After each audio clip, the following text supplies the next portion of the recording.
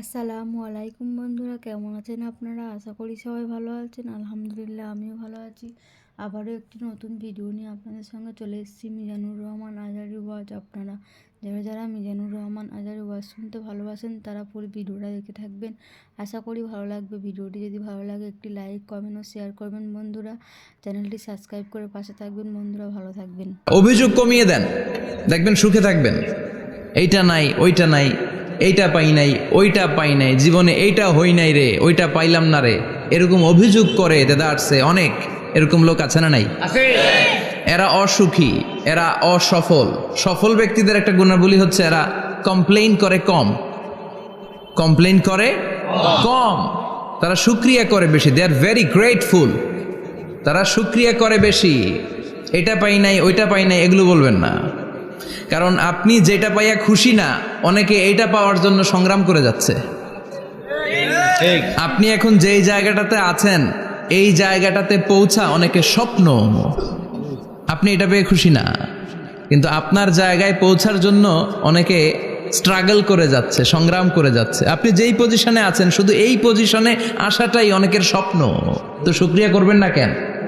এজন্য সব সময় আমাদের বেশি বেশি শুকরিয়া করতে হবে। কার? রব্বুল আলামিন বলেন, কুল লাউ কানাল বাহরু মিদাদান লিকালিমাতি রাব্বি লানাফিদাল বাহরু ক্বাবলা আন তানফাদা কালিমাতু রাব্বি ওয়ালাউ জিনা বিমিসলিহি মাদাদা। সাগরের জলকে কালি করে, গাছের পাতাকে খাতা করে, তোমার মহিমা লেখা শেষ হবে না, যদিও লিখি প্রভু জীবন ভরে। সাগরের জলকে কালি করে, গাছের পাতাকে খাতা করে, তোমার মহিমা লেখা শেষ হবে না, যদিও লিখি প্রভু জীবন ভরে। সাগরের জলকে কালি করে। চিল্লায় বলেন ঠিক কিনা? সব সাগর মহাসাগরের জল যদি কালি হয়ে যায়, কি উপমা দিলেন আল্লাহ! সব সাগরের পানি যদি কালি হয়ে যায়, সব গাছের পাতাও যদি খাতা হয়ে যায়, আর সাগরের জল নামক কালি দিয়ে গাছের পাতা নামক খাতার উপরে যদি আমি আল্লাহর প্রশংসা তোমরা লিখতে শুরু করে দাও, সাগরের জল শেষ হয়ে যাবে, গাছের সব পাতাগুলো ফুরিয়ে যাবে, আমি আল্লাহর প্রশংসা করে শেষ করা যাবে না। সুবহানাল্লাহ বাড়িতে যায় বলবেন। সাগরের জল, চারটেখানে কথা। কয়টা সাগর দেখছেন আপনি? কয়টা সাগর ঘুরছেন? প্রশান্ত মহাসাগর দেখছেন আপনি? আটলান্টিক মহাসাগর দেখেছি আমরা? দেখি নাই। প্রশান্ত মহাসাগরের সবচেয়ে গভীর জায়গার নাম মারিয়ানা ট্রেঞ্চ। প্রায় 36,000 ফিট ওইটা ডেপথ, গভীরতা। কয় হাজার ফিট গভীর? আপনার বাড়ির যে পুকুর কয় হাত গভীর? হ্যাঁ, 36,000 ফিট। কেন? ইমাজিন, কল্পনা করতে পারেন 36,000 ফিট গভীর এটা মারিয়ানা ট্রেঞ্চ, প্রশান্ত মহাসাগর। আর এই পৃথিবীর সবচেয়ে উঁচু যে পাহাড়টা, এটার নাম মাউন্ট এভারেস্ট। এটার উচ্চতা প্রায় অ্যাপ্রক্সিমেটলি অ্যারাউন্ড 29,000 ফিট। পাহাড়, পৃথিবীর সবচেয়ে উঁচু পর্বত শৃঙ্গ মাউন্ট এভারেস্ট, 29,000 ফিট। আর পৃথিবীর সবচেয়ে গভীর সাগর, প্রশান্ত মহাসাগরের সবচেয়ে গভীর জায়গা মারিয়ানা ট্রেঞ্চ, ওইটা নাকি 36,000 ফিট। তাহলে ওই পাহাড়কে তুলে ধরে এনে প্রশান্ত মহাসাগরের সবচেয়ে গভীর জায়গা মারিয়ানা ট্রেঞ্চের উপর যদি ছেড়ে দেয়া হয়, পুরো পাহাড় ডুবে যাবে। সুবহানাল্লাহ নাই? পুরো পাহাড় ডুবে যাবে, উপরে পানি থেকে যাবে প্রায় 7,000 ফিট। আল্লাহু আকবার। এই পৃথিবীর দ্বিতীয় গভীরতম সাগরের নাম আটলান্টিক মহাসাগর। এ সাগরের সবচেয়ে গভীর জায়গার নাম হচ্ছে পুয়ের্টো। এই পুয়ের্টোর গভীরতা প্রায় 33,000 ফিট। কত? আর সবচেয়ে বড় পাহাড় 29,000 ফিট। তো এই সাগরেও যদি বড় পাহাড়টা, পৃথিবীর সবচেয়ে উঁচুতম পর্বত শৃঙ্গকে এনে ছেড়ে দেয়া হয়, পুরো পাহাড় পানিতে তলিয়ে তো যাবেই, এর উপরে আরো পানি থেকে যাবে 4,000 ফিট। সাগর, মহাসাগর, পানি বেশি না কম? জোরে বলেন। কি বিশাল আটলান্টিক মহাসাগর, লম্বায় তো অনেক বড়, আড়াআড়ি ভাবে এটারে ক্রস করে অনেক প্লেন, অনেক বিমান। আগে কনকর্ড ক্রস করতো হিথ্রো এয়ারপোর্ট থেকে জন এফ কেনেডি এয়ারপোর্টে ল্যান্ড করার জন্য, ঘন্টায় 1000 মাইল বেগে ছুটতো এই প্লেনগুলো। তারপরেও আড়াআড়ি ভাবে, লম্বায় না, আড়াআড়ি ভাবে আটলান্টিক মহাসাগরকে ক্রস করতে 3-4 ঘন্টা লেগে যেত। প্লেন যদি ঘন্টায় চলে 1000 মাইল বেগে, আর আটলান্টিক মহাসাগরের পাশ যেটা প্রশস্ত, এটা ক্রস করতে যদি 3 ঘন্টা লাগে, তাহলে পাশে কয় হাজার কিলোমিটার? 3000 কিলোমিটার। সুবহানাল্লাহ কইবেন না? এত বিশাল বিশাল সাগর। সাগর কি, মহাসাগর কি এই দুইটা, যে প্রশান্ত আর আটলান্টিক? না, ভারত মহাসাগর, উত্তর মহাসাগর, দক্ষিণ মহাসাগর, বঙ্গোপসাগর, কৃষ্ণ সাগর, ভূমধ্য সাগর, লোহিত সাগর, চায়না সাগর, শত শত সাগরে ভরপুর মহাবিশ্ব। এই সব সাগরের পানি যদি কালি হয়ে যায়, কি হয়ে যায়? আর পৃথিবীতে যত গাছ আছে সব গাছের পাতা যদি খাতা হয়ে যায়, গাছ কয়টা আছে কুমিল্লায়? হ্যাঁ, অভাব নাই। তো কুমিল্লাতেই যদি অভাব নাই, তাহলে আফ্রিকার জঙ্গলের কি অবস্থা? কি পরিমাণে গাছ, বৃক্ষরাজি আল্লাহ তৈরি করেছেন। এই সব গাছের পাতা যদি এরকম খাতা হয়ে যায়, আর এই সাগরের জল নামক কালি দিয়ে যদি এই খাতায় আল্লাহর জিকির লিখতে শুরু করেন, প্রশংসা লিখতে শুরু করেন, গাছের পাতাও শেষ, সাগরের পানিও শেষ, শেষ হবে না আল্লাহর জিকির আর প্রশংসা করেন। আল্লাহু আকবার। এজন্য সব সময় প্রশংসা করতে হবে একজন সত্তার, তিনি কে?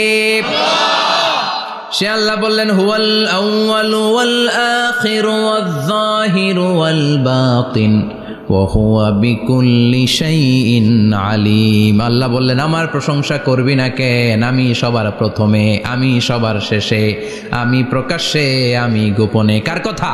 আল্লাহ। প্রথমে কে? আল্লাহ। জোরে বলেন। আল্লাহ।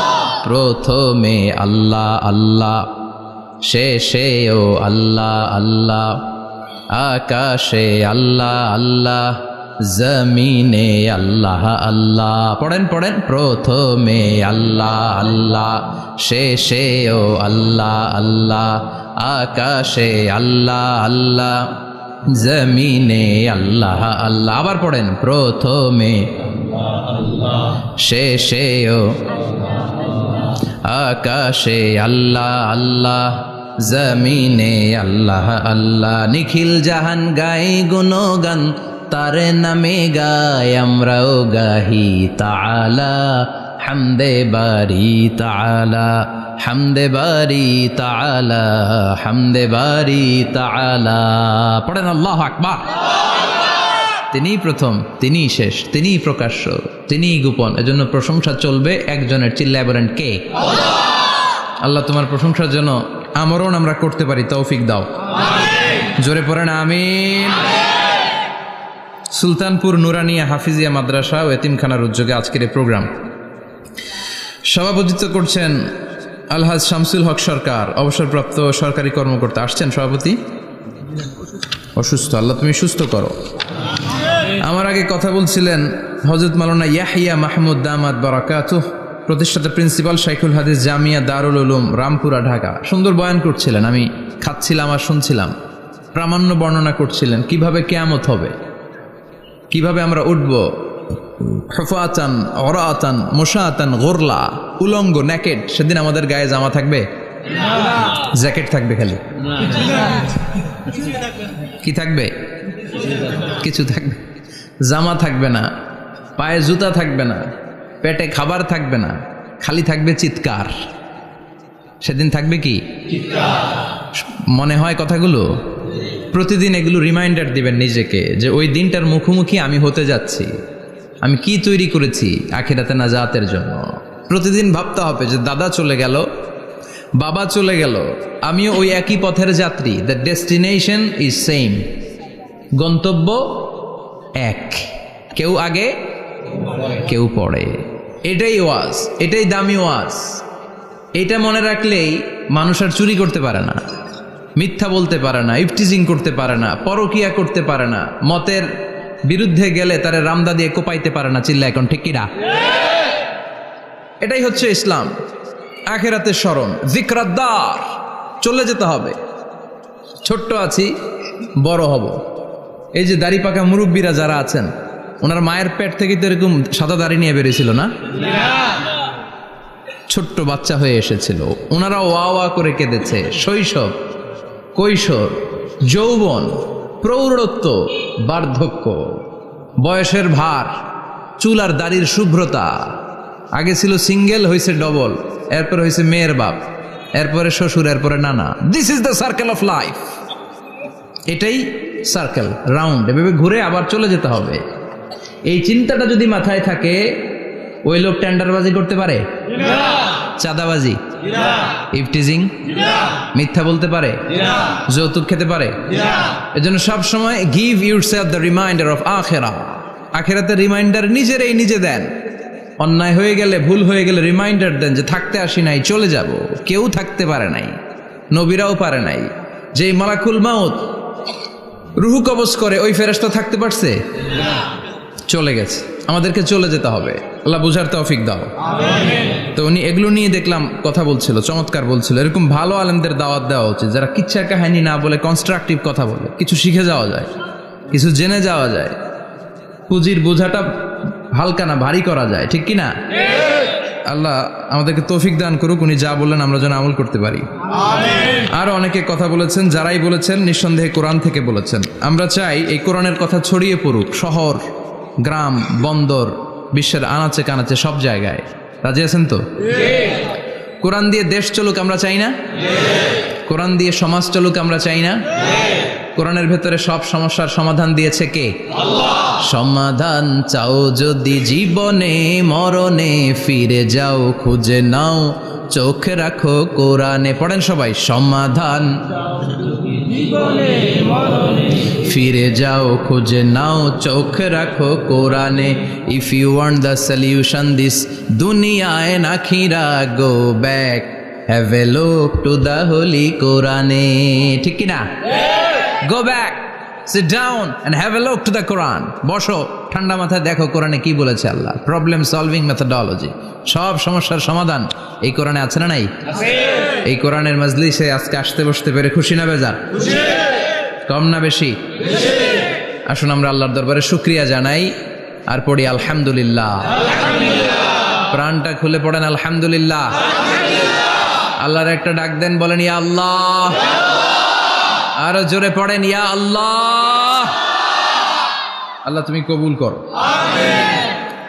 আমরা সরাসরি এই বইটা থেকে এখন কথা শুনবো। এই দেখেন, পৃথিবীর কোনো বইয়ে এত ময়লা থাকে না যত ময়লা থাকে কোরআনে। কারণ সমাধান দিবে তো, এজন্য ময়লা টয়লা নিয়ে সব সমাধান করে ফেলবে কোরআন। যত জায়গায় তাফসির করতে যাই ধুলাবালি মিশে থাকে। Quran for not your bookshelf, Quran is for yourself. কোরআন আপনার বুক সেলফের জন্য না, কোরআন আপনার জন্য। আমরা বুক সেলফে রাখি, তাও নিচের তাকে না, উপরের তাকে, যাতে কেউ নাগাল না পায়। এরকম ডাকাইতে আছে না নাই? কোরআনের সাথে অ্যাটাচমেন্ট বাড়াতে হবে। You have to increase your attachment with the holy Quran. এটা এনলাইটেন করতে এসেছে আপনার জীবনকে, আলোকিত আলোকিত। এই যে আমরা কোরআনের উপর আলোকপাত করি না, এটা এনলাইটেন করে, আলো বিচ্ছুরিত করে, আপনার জীবনকে উজালা করবে। এজন্য কোরআনের সাথে সম্পর্ক বাড়াতে হবে, শুদ্ধভাবে পড়তে জানতে হবে, অর্থ জানতে হবে। আল্লাহ কি বলেছেন জানতে মনে চায় না? আসুন আমরা জানার চেষ্টা করি। আল্লাহ তুমি তৌফিক দাও, পড়েন আমিন। আমি আপনাদের খেদমতে সূরা ইয়াসিন থেকে তেলাওয়াত করছি, টের পাইছেন? ইয়াসিন মুখস্থ আছে কার কার? আর উঠবে না হাত? মাশাআল্লাহ। অর্ধেক মুখস্থ আছে কার দেখি? আচ্ছা, প্রথম 5 আয়াত মুখস্থ আছে কার? আচ্ছা, এই সূরার নাম আজকে প্রথম শুনছেন কে কে? হাত তোলেন। নাম সবাই শুনছে তাই না? আল্লাহ কবুল করো। আরো জোরে পড়েন আমিন। তো সূরাতু ইয়াসিন থেকে আজকে আমরা কথা শুনবো ইনশাআল্লাহ। পড়েন ইনশাআল্লাহ, যতটুকু আমাদের সাধ্যে কুলায়। এটা মাক্কি সূরা। সূরা ইয়াসিনটা কি সূরা? মাক্কি সূরা। বিশ্বনবীর জীবনে 2টা পর্ব, একটা মাক্কি পর্ব, একটা মাদানী পর্ব। একটা হচ্ছে মাক্কি ইনিংস আর একটা মাদানী ইনিংস। ক্রিকেটে ইনিংস থাকে, ফার্স্ট ইনিংস, সেকেন্ড ইনিংস, বুঝতে সুবিধা না? কমন পড়ছে সবার? তো এটা হচ্ছে বিশ্বনবীর মাক্কি ইনিংসের একটা সূরা। মাক্কি ইনিংসের বৈশিষ্ট্য হচ্ছে বিশ্বনবী তাওহীদের দাওয়াত দিয়েছেন, রিসালাতের দাওয়াত দিয়েছেন, আখিরাতের কথা বলেছেন, একটু নরম নরম কথা বলেছেন। কারণ চারদিকে খালি মাইর, চারদিকে কি কোরআনের কথা বলে মাইর আছে না? মার খেতে হয়, বকা শুনতে হয়, ঝুঁকি নিয়ে কথা বলতে হয়। চিল্লা এখন ঠিক কিনা? বিশ্বনবীরে বলা হলো এগুলো ছেড়ে দেন, এগুলো ছেড়ে দেন। সুন্দরী নারী দেব, টাকার পাহাড় দেব, ক্ষমতার চেয়ারে বসিয়ে দেব, সব দিব। এই হচ্ছে আমাদের 3 দফা। নারী দিব, সম্পদ দিব, ক্ষমতা দিব। বিশ্বনবী বললেন আমার খালি 1 দফা। আমার কয় দফা? 1 দফা। লা ওয়াদাউ আশ-শামসা ফি ইয়ামিনি, সূর্য যদি ডান হাতেও দাও, ওয়াল কামারা ফি ইয়াসারি, চন্দ্র যদি বাঁ হাতেও দাও, এই কালেমার দাওয়াত থেকে 1 হাতও আমার পিছনে নেওয়া যাবে না। চিল্লা এখন ঠিক কিনা? মুমিন কখনো ভয় পায় না, মুমিন কখনো পিছু হটে না, মুমিন স্ট্র্যাটেজি চেঞ্জ করে, মুমিন কৌশলী হয়। এই রাস্তা দিয়ে যাওয়া যায় না, বৈশা বৈশা কেঁদে লাভ নাই, রাস্তা আরেকটা খুঁজতে হবে, আরেকটা রাস্তা বানায় নিতে হবে। এটাই হচ্ছে মুমিনের বৈশিষ্ট্য। আল্লাহ তুমি বোঝার তৌফিক দাও। তো বিশ্বনবীর মাক্কি ইনিংসের খেলার সিস্টেম ছিল ঠ্যাক দিয়ে খেলতেন। ক্রিকেটে কি বলে যে উইকেট বাঁচায় খেলতে হবে, তোমার উইকেট যাতে পড়ে না যায়। তো ঠেকায় ঠেকায় খেলে। তো বিশ্বনবী ঠেকায় ঠেকায় খেলছেন, আর 4 ছক্কা মারছে সব মাদানি ইনিংসে। সুবহানাল্লাহ নাই? মাদানি ইনিংসে বিশ্বনবী গর্জে উঠলেন, জ্বলে উঠলেন আপন শক্তিতে। রবি না? তো বিশ্বনবী মাদানি ইনিংসে যেটা করেছেন সেটা হচ্ছে সমাজ সংস্কার করেছেন। He was a very good reformer of the society, as a father, as a husband, as a reformer of the society, as a lawgiver, as a lawmaker, as a commander, and as a messenger. Muhammad is the Superman of the world. স্বামী হিসেবে, বাবা হিসেবে, নেতা হিসেবে, নবী হিসেবে, সমাজ সংস্কারক হিসেবে, আইন প্রণেতা হিসেবে মুহাম্মদ হচ্ছেন এই পৃথিবীর জন্য সুপারম্যান। তার কোনো তুলনা হয় না, বিশ্বনবীর কোনো তুলনা হয় না। Beyondless, boundless, bottomless. তারা নিয়ে কথা বলতে গেলে সময় ফুরায় যাবে, মাইকের ব্যাটারি শেষ হয়ে যাবে, মাগার কথা শেষ হবে না। এজন্য ওনার জীবনের ক্ষেত্রে বলা হয় বিয়ন্ডলেস, বাউন্ডলেস, বটমলেস। অসাধারণ ব্যক্তিত্ব, সুপার ক্যালিফ্রাজিলিস্টিক এক্সপিয়ালিডোসাস, অসাধারণ, যার কোনো তুলনা হয় না, এক্সেলেন্ট, আনপ্যারালাল। মাদানী জীবনে উনি সশস্ত্র সংগ্রাম করলেন, সংস্কার করলেন সমাজটাকে, সেনাবাহিনী বানালেন। তখন আর নরম নরম ভাবে খেলে নাই, গরম ভাবে খেলেছে। এটা হচ্ছে ইমানের দাবি। মুমিনরা কৌশলী হয়, যখন যে পরিস্থিতি, ওই পরিস্থিতির সাথে তাদের স্ট্র্যাটেজি তারা পাল্টায়। তো বিশ্বনবীর মাদানী ইনিংসে এই সূরা নাজিল হয়নি, হয়েছে মাক্কি ইনিংসে, মাক্কি সূরা। এই সূরার অনেক ফজিলত, ছোটবেলা থেকেই সূরা ইয়াসিনের অনেক ফজিলতের কথা আমরা শুনেছি না? বিশ্বনবী বলেছেন ইন্না লিকুল্লি শাইইন কলবান ওয়া কলবুল কোরআনি সূরাতু ইয়াসিন। সব জিনিসের একটা কলব আছে, হৃদয় আছে, অন্তর আছে, আর কোরআনের কলবের নাম হচ্ছে সূরা ইয়াসিন। বিশ্বনবী বললেন ইন্না লিকুল্লি শাইইন কলবান, সব জিনিসের একটা কলব আছে। ওয়া ইন্না কলবাল কোরআনি সূরাতু ইয়াসিন, আর কোরআনের কলবের নাম হলো সূরাতু ইয়াসিন।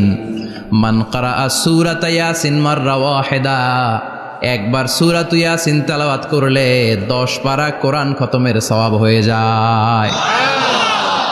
বিশ্বনবী বলতেন ইন্না ফিল জাসাদি মুদগা, দেহে একটা গোশতের টুকরা আছে, ইযা সালুহাত সালুহাল জাসাদু কুল্লু, এই দেহের গোশতের টুকরা যদি ভালো হয়ে যায় পুরো দেহটারে ভালো করে দেয় কে? আল্লাহ। এই দেহের গোশতের টুকরাটা যদি পচে যায় পুরো দেহটারে নষ্ট করে দেয় কে? আল্লাহ। বিশ্বনবী বললেন আলা ওয়াহিয়াল কলব, ওই টুকরাটার নাম হলো কলব। টুকরাটার নাম কি? কলব। এজন্য কলবের মধ্যে আল্লাহর জিকির বসাইতে হবে। কি বসাবেন? জিকির। নাকি আয়না বসাবেন? আয়না বসায় না? আয়না বসাইয়া দে মোর দয়াল বাবা, কেবলা কাবা, সব মুখস্থ। আয়না বসাইয়া দে মোর নবীর কলবে আয়না বসায় নাই নবী। সেদিন আবু বকর, ওমর ফারুক কেউ আয়না বসাইছে? আবু হানিফা, শাফিঈ এরা কলবের মধ্যে আয়না বসাইছে? বসাইছে জিকির। চিল্লায় বলেন বসাইছে কি? এজন্য আল্লাহ বললেন আলা বিযিক্রিল্লাহি তাতমাইন্নুল কুলুব। দুনিয়ার কোনো জিনিস দিয়ে কলব ঠান্ডা হয় না, দুনিয়ার কোনো জিনিস দিয়ে কলব পরিচ্ছন্ন হয় না। কলব শুধু পরিচ্ছন্ন হয় একটা জিনিস দিয়ে, লা ইলাহা ইল্লাল্লাহ,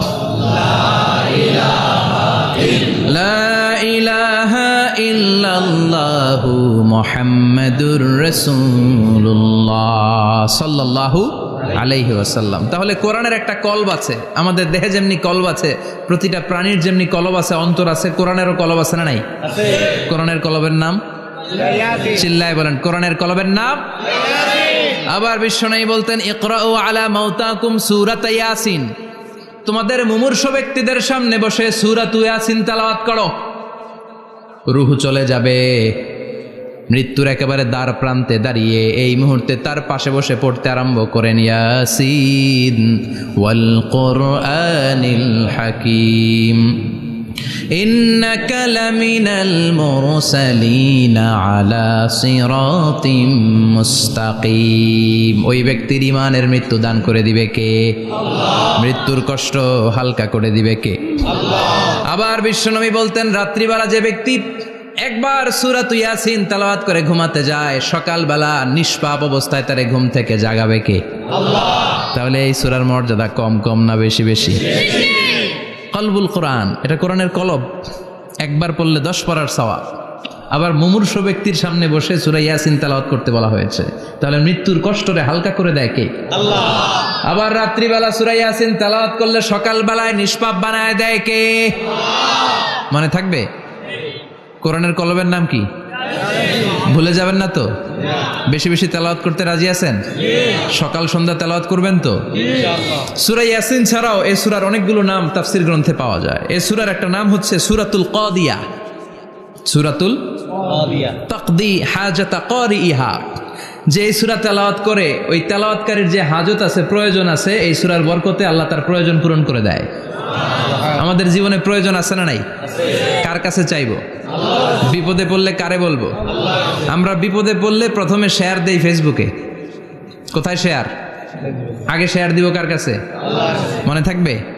বিপদে পড়লে ফেসবুকে শেয়ার দিব না, বন্ধুরে শেয়ার করব না, বউয়ের কাছেও পরে শেয়ার করব, আগে শেয়ার করব কার কাছে? মনে থাকবে? এজন্য বিশ্বনবী বলতেন এই সূরার নাম সূরাতুল কাদিয়া। মানুষের হাজত পূরণ করে দেয়। এই সূরা তেলাওয়াত করে যদি আপনি আল্লাহর কাছে কোনো বিপদ থেকে পানা চান অথবা কোনো প্রয়োজন নিয়ে দোয়া করেন, সূরার বরকতে প্রয়োজনটা পূর্ণ করে দেয় কে? আল্লাহ। কেউ যেটা পারে না পারে কে? আল্লাহ। কেউ যেটা দেয় না দেয় কে? আল্লাহ। কেউ যেটা শোনে না শোনে কে? আল্লাহ। তাহলে পেলাম সূরাতুল কাদিয়া। আরেকটা নাম আছে সূরার, সেটা হচ্ছে সূরাতুল আযীমা, সুমহান সূরা। কি সূরা? সুমহান, আযীমা। এই আযীম আর আযীমা এই শব্দ দুইটা অনেক দামি, আল্লাহ যে কোনো জায়গায় ব্যবহার করেন নাই। বিশ্বনবীর চরিত্রের উপমা দিতে যে আল্লাহ আযীম শব্দ বলেছেন, তাই না? রব্বুল আলামিন বলেন ওয়া ইন্নাকা লাআলা খুলুকিন আযীম। ও নবী, সাধারণ কোন চরিত্র আপনারে আমি দেই নাই, আপনারে আমি দিয়েছি আযীম একটা চরিত্র। খুলুকুন আযীম, and verily indeed you are on a very good standard of character. অসাধারণ চরিত্র দিয়েছে। বিশ্বনবীর চরিত্র বুঝাতে যে আল্লাহ কি শব্দ ব্যবহার করেছেন? কথা বলে না, তাফসীর শিখে যেতে হবে। কোন শব্দ ব্যবহার করেছেন? আযীম।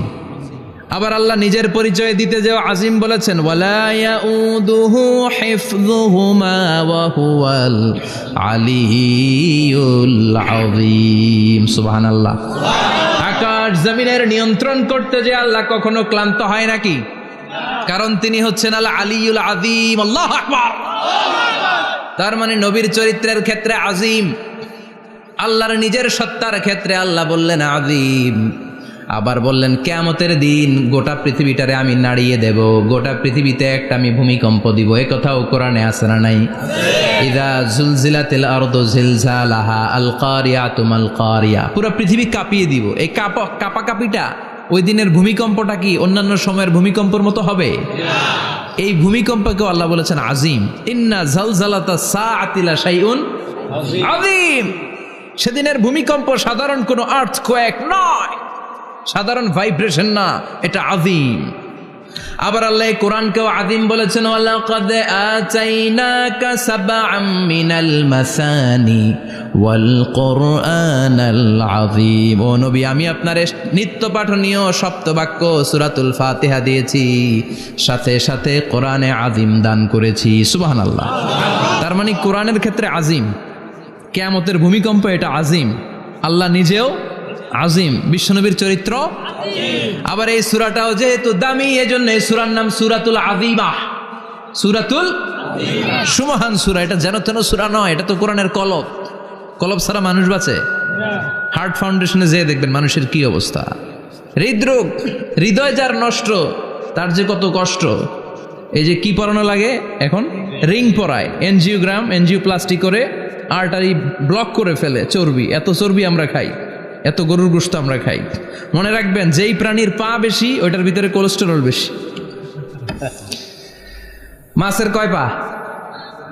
হ্যাঁ, নাই, এখানে নাই, মাছের পাটা নাই, কোলেস্টেরলও নাই। মুরগির কয় পা? জোরে বলতে হবে। তার মানে কিছু কোলেস্টেরল আছে না নাই? গরুর কয় পা? কোলেস্টেরল বেশি না কম? এইবার কোন চিংড়ির কয় পা? সবচেয়ে বেশি কোলেস্টেরল কন্টেইন করে শ্রিম্প, প্রন, চিংড়ি। এজন্য এগুলো কম খাইতে হবে। তবে 40-এর আগে যারা আছেন ধুমায়া খান, 40-এর পরে এই যে মাটন, ল্যাম্প, ছাগলের গোশ, খাসির গোশ, চিংড়ি, এগুলো আপনার ডায়েট থেকে বাদ দিয়ে দিতে হবে। বুঝতে পেরেছেন? এজন্য এই সূরাটা যেন তেন সূরা নয়, এটা তো কোরআনের কলিজা, হার্ট, হৃদয়। এজন্য সূরাটা সূরাতুল আযীমা। সুবহানাল্লাহ পড়েন। তার মানে 1 নম্বরে পেলাম সূরাতুল কাদিয়াহ, 2 নম্বরে পেলাম সূরাতুল আযীমা, 3 নম্বরে সূরার আরেক নাম হলো সূরাতুল মুইম্মা। সূরাতুল মুইম্মা। মুইম্মার 2 অর্থ। এক অর্থ হচ্ছে এটার বরকতটা আম, সবার জন্য, যেই পড়ে সেই বরকত পায়, এজন্য মুইম্মা। আবার মুইম্মার আরেক অর্থ হচ্ছে যেই সূরা শত্রুকে অন্ধ করে দেয়। কি করে দেয়? এই সূরার প্রথম 9টা আয়াত যদি বিপদে পড়ে, শত্রুর কবলে পড়ে আপনি তেলাওয়াত করেন, শত্রুর চোখটারে অন্ধ করে দিবে কে? আল্লাহ। বিশ্বনবী মক্কা থেকে যখন মদিনায় যায়, হিজরতের সময় বিশ্বনবী সূরাত ইয়াসিনের প্রথম 9টা আয়াত তেলাওয়াত করলেন। তেলাওয়াত করে আল্লাহর নাম নিয়ে ঘর থেকে বের হলেন। আশেপাশে কাফেররা ঘুরে কিন্তু বিশ্বনবীরে দেখে না, সবাই খেলে এরকম এরকম করে, ডানে বায়ে হাতায়, বিশ্বনবী সামনে দিয়ে যায়, কিন্তু কাফেরদের চোখ অন্ধ করে দিয়েছে কে? আল্লাহ। এজন্য কোরআন তেলাওয়াত করলে কাফেরদের চোখকে অন্ধ বানায় দেয় কে? আল্লাহ। এজন্য সূরার একটা নাম হচ্ছে সূরাতুল মুইম্মা। কি নাম? অন্ধ করে দেয়। তাফসিরে কুরতুবির মুসান্নিফ ইমাম আল কুরতুবি, উনাকে জালিম বাদশা বন্দী করেছিল। ওনার তাফসিরে এসেছে উনি শক্তিশালী লোক ছিলেন, জেলখানা ভেঙে বাঁচার জন্য দিছে দৌড়। উনারেও ধরার জন্য জালিম বাদশার সৈনিকেরা ঘোড়া নিয়ে রওনা হয়েছে। উনিও দৌড়ায়, ঘোড়াও পেছন থেকে আসে। ওমিয়া মানুষ কি ঘোড়ার দৌড়ের সাথে পারে? উনি হাঁটতে হাঁটতে হয়রান হয়ে এক বালুর ময়দানে যে ধপাস করে পড়েছেন। ওরাও ঘোড়া দিয়ে এসে নেমেছে, কিন্তু আজীব তামাশা, উনি বালুতে ধপাস করে পড়েই সূরাত ইয়াসিনের প্রথম 9 আয়াত তেলাওয়াত করতে শুরু করেছেন। ওরা নিচে নেমে ডানে বায়ে সামনে পিছনে খালি খুঁজে, কিন্তু দেখে না, সামনে কিন্তু বসা।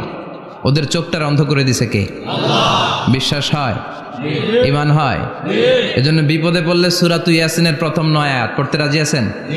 আল্লাহ তুমি তৌফিক দাও। আমিন। আরো জোরে পড়েন আমিন। এজন্য আল্লাহ চমৎকার ভাবে এই সূরাটা শুরু করে দিলেন। 2টা কাটা অক্ষর দিয়ে আল্লাহ বললেন ইয়াসিন ওয়াল কুরআনিল হাকীম ইন্নাকা লামিনাল মুরসালিন আলা সিরাতিম মুস্তাকিম। পড়েন সুবহানাল্লাহ। ইয়াসিন। সূরাটা শুরু করলেন কি দিয়ে? ইয়াসিন। এটা কি কোনো বাক্য? এটা কি কোনো শব্দ? এটা কি? অক্ষর, দুইটা। প্রথম অক্ষরের নাম, দ্বিতীয়টা আওয়াজ করে বলেন, প্রথম অক্ষরটার নাম, দ্বিতীয়টা। খুব চমৎকার না? বাক্য দিয়ে এই সূরাটা শুরু করে নাই। যেমন ইযা জুলজিলাতিল আরদু জিলজালাহা, এই সূরার প্রথম আয়াত, এটা একটা বাক্য না? জি। আচ্ছা। ওয়াদ-দুহা ওয়াল-লাইলি ইযা সাজা, বাক্য না? জি। কিন্তু ইয়াসিন, এটা কি কোনো বাক্য? না। এটা কি কোনো শব্দ? না, এটা কাটা দুইটা অক্ষর। সুবহানাল্লাহ পড়েন। সুবহানাল্লাহ। আল্লাহ 114টা সূরার প্রায় 29টা সূরা এরকম কাটা কাটা অক্ষর দিয়ে শুরু করেছেন। সুবহানাল্লাহ নাই? এই 29টা সূরা কখনো আল্লাহ একটা অক্ষর দিয়ে শুরু করেছেন, কখনো দুইটা অক্ষর দিয়ে, কখনো তিনটা দিয়ে, কখনো চারটা দিয়ে, কখনো পাঁচটা দিয়ে। একটা অক্ষর দিয়ে আল্লাহ কোরআনের সূরা শুরু করেছেন, এরকম একটা সূরা বলেন। নুন ওয়াল কলামি ওয়া মা ইয়াসতুরুন। নুন, নুন দিয়ে সূরা শুরু হয়ে গেছে। তারপরে কফ, এক অক্ষর দিয়ে সূরা শুরু হয়ে গেছে। সুবহানাল্লাহ পড়েন। সুবহানাল্লাহ।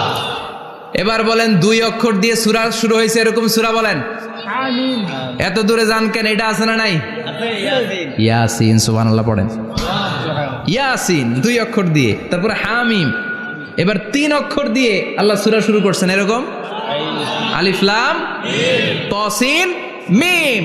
আল্লাহু আকবার। আবার চারটা অক্ষর দিয়ে সূরা শুরু হয়েছে এরকম আছে না নাই? আবেশাব কোন? আলিফ লাম মিম র, আলিফ লাম মিম সদ, আছে না নাই? আবার পাঁচটা কাটা অক্ষর দিয়ে সূরা শুরু হয়েছে এরকম সূরাও আছে না নাই? সূরা মারিয়ামের শুরুতে কি আছে? কাফ হা ইয়া আইন সাদ। সুবহানাল্লাহ পড়েন। এরকম প্রায় 29টা সূরা আল্লাহ কাটা কাটা অক্ষর দিয়ে শুরু করেছেন, কোনো বাক্য দিয়ে নয়, কোনো শব্দ দিয়ে নয়। কি দিয়ে? হারফ দিয়ে। হারফ, এই হারফগুলোরে বলে হুরুফ আত-তাহাজ্জি বা হুরুফ আল মুকাত্তাআত, কাটা কাটা অক্ষর। মনে রাখবেন কোরআনের আয়াতগুলো দুই ভাগে বিভক্ত, একটা মুহকাম, একটা মুতাশাবিহ। মুহকাম মানে যেগুলোর অর্থ আমরা জানি, যেগুলোর ব্যাখ্যা আমরা জানি, যেটার ইন্টারপ্রিটেশন, এক্সপ্লেনেশন আমাদের জানা আছে। আর মুতাশাবিহ আমরা অর্থ জানি না, আমরা ব্যাখ্যা জানি না, এটা দিয়ে আসলে কি বুঝাইছে আমরা কেউ জানে না। জানে একজন, চিল্লায় বলেন তিনি কে? আল্লাহ বললেন ওয়া ইন কুনতুম ফি রাইবিম মিম্মা নাযালনা আলা আবদিনা ফাআতু বিসূরাতিন মিন মিসলিহি ওয়াদউ শুহাদাআকুম মিন দুনিল্লাহি ইন কুনতুম সাদিকিন। আল্লাহ বললেন ও জাহেলি যুগের লোকেরা, শোনো শোনো, এত আরবি কবিতা বানাতে পারো, এত গল্প লিখতে পারো, আরবিতে এত নোবেল বানাতে পারো, উপন্যাস বানাতে পারো, আর্টিকেল লিখতে পারো, আমার নবীর উপর যে কোরআন আমি নাজিল করেছি এই কোরআনের ব্যাপারে অন্তরে যদি কোনো সন্দেহ থাকে, বাপের বেটা হলে পারলে কোরআনের মতো একটা সূরা বানিয়ে নিয়ে আসো। পারছে? কিয়ামত পর্যন্ত কেউ পারবে? বিশ্বনবী যেই জামানাতে এসেছিলেন ওই জামানায় আরবি ভাষা সাহিত্যের উৎকর্ষতা সাধিত হয়েছিল। আরবি ভাষার এতটা উৎকর্ষ পৃথিবী কখনো দেখে নাই। কবিতা, গদ্য, পদ্য, গল্প, উপন্যাস, রচনা, প্রবন্ধ, আর্টিকেলের সয়লাভ। এই ভাষা সাহিত্যিকদের চোখে আঙ্গুল দিয়ে আল্লাহ বুঝাতে চাইলেন এত অর্থ করতে পারো, এত ব্যাখ্যা জানো, এত বড় বড় বুলিয়া ওড়াও, এত কিছু তুমি জানো, তাহলে বলো ইয়াসিন অর্থ কি? সুবহানাল্লাহ কইবেন না? তাইলে বল নুন অর্থ কি? কফ মানে কি? আলিফ লাম রা মানে কি? ফাবুহিতাল্লাযী কাফার। কেউ জানে না, কেউ উত্তর দিতে পারে না। কোন সুবহানাল্লাহ। এটা কোরআনের মুজিজা, এটার অর্থ কেউ জানে না। আর এগুলোর অর্থ নিয়ে খোঁচাখুচি করাও ঠিক না। তবে মুফাসসিরিন ইকরাম এগুলোর কিছু অর্থ সম্ভাব্য বলার চেষ্টা করেছেন। যেমন ইয়াসিনের অর্থ ইবনে আব্বাস বলেছেন এর অর্থ হতে পারে ইয়া ইনসান, হে মানুষ। সুবহানাল্লাহ পড়েন। কেউ কেউ বলেছে এটার অর্থ হতে পারে ইয়া সাইয়্যিদ আল মুরসালিন। কেউ কেউ বলেছেন ইয়াসিন হতে পারে ইসমুল্লাহ, আল্লাহর নাম। কেউ বলেছেন এটা হতে পারে ইসমুন লিন নবী, বিশ্ব নবীর নাম। আবার কেউ কেউ বলেছেন ইয়াসিন হতে পারে এই কোরআনে কারিমের একটা নাম। কোন সুবহানাল্লাহ। এই সম্ভাব্য সব কথাগুলো বলে পৃথিবীর সব মুফাসসিররা বলতে বাধ্য হয়েছেন আল্লাহু আ'লামু বিমুরাদিহি বিহি। এটার দ্বারা আসল অর্থ যে কি এটা আমরা কেউ জানি না। জানে কে? আল্লাহ। চিৎকার করে বলতে হবে জানে কে? আল্লাহ। তাহলে ইয়াসিন মানে আমরা জানি না। ইয়াসিনের অর্থ আমরা ছেড়ে দেব কার উপর? আল্লাহ। এরপরে আল্লাহ বললেন ওয়াল কোরআনিল হাকিম, প্রজ্ঞাময় বিজ্ঞানময় কোরআনের শপথ। ওয়াল কোরআনিল হাকিম, বিজ্ঞানময় প্রজ্ঞাময় কোরআনের শপথ বা কসম। ওয়াল কোরআনিল হাকিমে যে ওয়া, এই ওয়াটারে আরবিতে বলে ওয়া আল কাসামিয়া। কি বলে? ওয়া আল কাসামিয়া, কসম কাটার জন্য আল্লাহ এই ওয়া ব্যবহার করেছেন। যত জায়গায় কোরআনে আল্লাহ কসম কেটেছেন, ওই কসমের শব্দটার আগে ওয়া আছে না নাই? ও মিয়া, কোরআনে আল্লাহ সময়ের শপথ করেছেন, কসম কেটেছেন, যুগের কসম কেটেছেন। যুগের সময়ের আরবি হলো আল আসর। এই আসরের আগে ওয়া আছে না নাই? কি বলছে আল্লাহ? ওয়াল আসর, ওয়াল। আবার তিন ফলের কসম আল্লাহ কোরআনে কেটেছেন, কি বলেছেন? ওয়াত্তিন, মানে তিনের কসম। জাইতুনের কসম কেটেছেন, বলেছেন ওয়াজ জাইতুন। তুর পাহাড়ের কসম কেটেছেন, বলেছেন ওয়াতুর সিনিন। যত জায়গায় কসম তত জায়গায় ওয়াও আছে না নাই? পাহাড়ের নামে কসম কেটেছেন, আল্লাহ বলেছেন ওয়াতুর। সূর্যের নামে কসম কেটেছেন, আল্লাহ বলেছেন ওয়াশ-শামসি ওয়া দুহাহা। সুবহানাল্লাহ কইবেন না? ফজরের নামে কসম কেটেছেন, কি বলেছেন? ওয়াল ফাজর। জিলহজ মাসের প্রথম 10 রাতের কসম কেটেছেন, কি বলেছেন? ওয়া লায়ালিন আশর। জোর আর বেজরের কসম কেটেছেন, আল্লাহ বলেছেন ওয়াশ-শাফঈ ওয়াল ওয়াতর। সূরা ইয়াসিনে কাটা কাটা 2টা অক্ষরের পরে রব্বুল আলামিন কোরআনের কসম কেটেছেন, এজন্য আল্লাহ বলেছেন ইয়াসিন ওয়াল কোরআনিল হাকিম। ইয়াসিন ওয়াল কোরআনিল হাকিম, প্রজ্ঞাময় বিজ্ঞানময় কোরআনের শপথ। কোরআনের মধ্যে বিজ্ঞান আছে না নাই? বেশি না কম?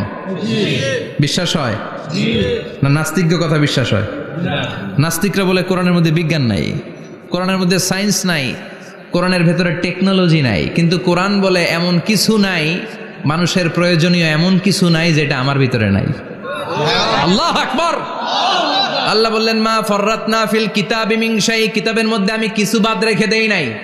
ইতিহাসের কথা বলেছি, পাতালপুরীর কথা বলেছি, ঊর্ধ্ব জগতের কথা বলেছি, মহাকাশের কথা বলেছি, cosmology, astrology, geology, zoology, botany, human anatomy, embryology, সব কিছুর কথা কোরআনের মধ্যে দিয়েছে কে?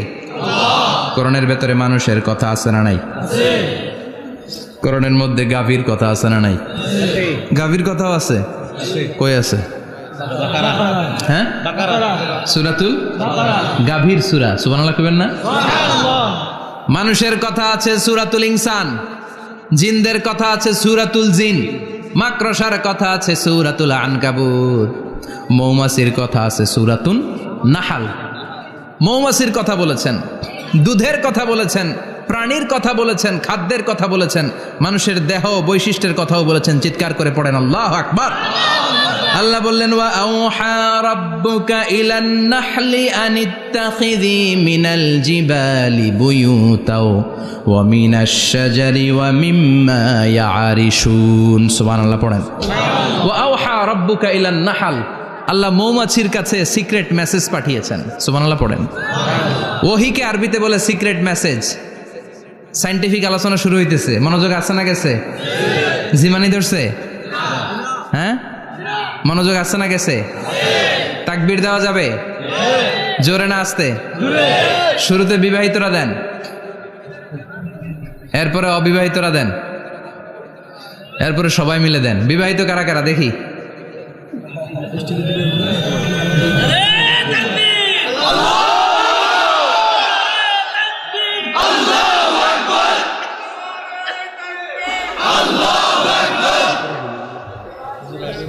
বিবাহিতরা অবিবাহিতরা দিবেন না? শুরুতে বিবাহিতরা দেন, তারপরে অবিবাহিতরা দেন, তারপরে সবাই মিলে দেন। বিবাহিতরা রেডি? দেখবো কাদের গলায় জোর বেশি।